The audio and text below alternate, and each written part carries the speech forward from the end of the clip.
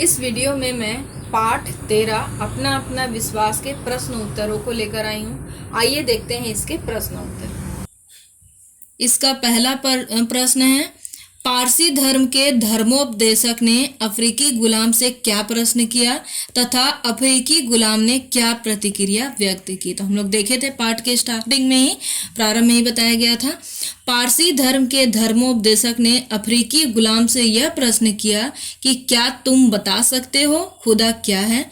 इसी में आगे था, अफ्रीकी गुलाम ने तुरंत अपने म्यान से तलवार निकालकर प्रतिक्रिया व्यक्त करते हुए कहा कि यह है मेरा खुदा, हर वक्त यह मेरी हिफाजत करता है। तो दोनों के संवादों को दोनों के बारे में लिखना था। अगला देखते हैं। अगला प्रश्न है, लेखक ने इस कहानी में सूरज संबंधी कहानी क्यों जोड़ी है। तो हम लोग पढ़े थे कि लेखक ने इस कहानी में सूरज संबंधी कहानी जोड़ी है क्योंकि जिस प्रकार सूरज के प्रति लोगों की अलग अलग धारणाएं और विश्वास हैं, ठीक उसी प्रकार खुदा के बारे में भी लोगों की अलग अलग धारणाएं और विश्वास हैं। अगला देखते हैं, चीनी नागरिक ने लोगों को क्या समझाया। तो हमको पता था ये, चीनी नागरिक ने लोगों को समझाया कि हमें दूसरे धर्मों को अपने धर्म से नीचा नहीं समझना चाहिए।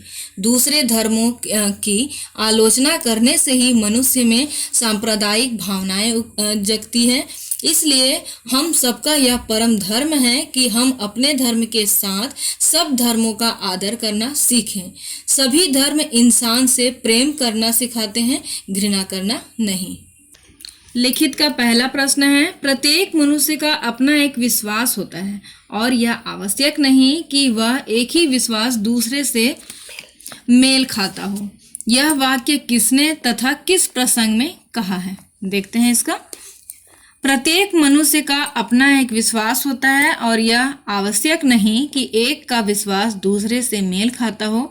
यह वाक्य चीनी दार्शनिक कन्फ्यूशस के शिष्य के द्वारा तब कहा गया जब खुदा के बारे में लोगों ने अलग अलग विचार व्यक्त किए।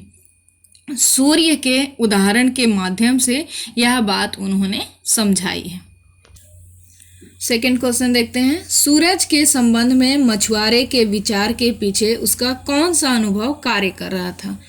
तो सूरज के अनुभव में मछुआरे के विचार के पीछे उसका यह अनुभव, सूरज के संबंध होगा, उसका यह अनुभव कार्य कर रहा था कि मछलियां पकड़ने के सिलसिले में एक द्वीप से दूसरे द्वीप जाना पड़ता था। दूसरे द्वीप से आने जाने का अवसर मिलता रहता था, जिसकी वजह से उसे लगता था कि सूरज रोज सुबह समुद्र से निकलता है और समुद्र में ही डूब जाता है। अगला प्रश्न देखते हैं, चीनी नागरिक ने ईश्वर एवं उपासना गृह के विषय में क्या विचार प्रकट किए। तो मैंने बताया था उपासना गृह यहाँ मंदिर के बारे में बोला जा रहा है। तो चीनी नागरिक ने ईश्वर के विषय में यह विचार प्रकट किए कि जिस तरह हम सूरज के बारे में गलत सोचते हैं, ठीक उसी तरह लोग ईश्वर को भी ठीक तरह से समझ नहीं पाए हैं।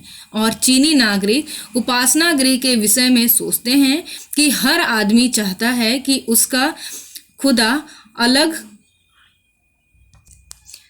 है। हर धर्म उसे अपने उपासना गृह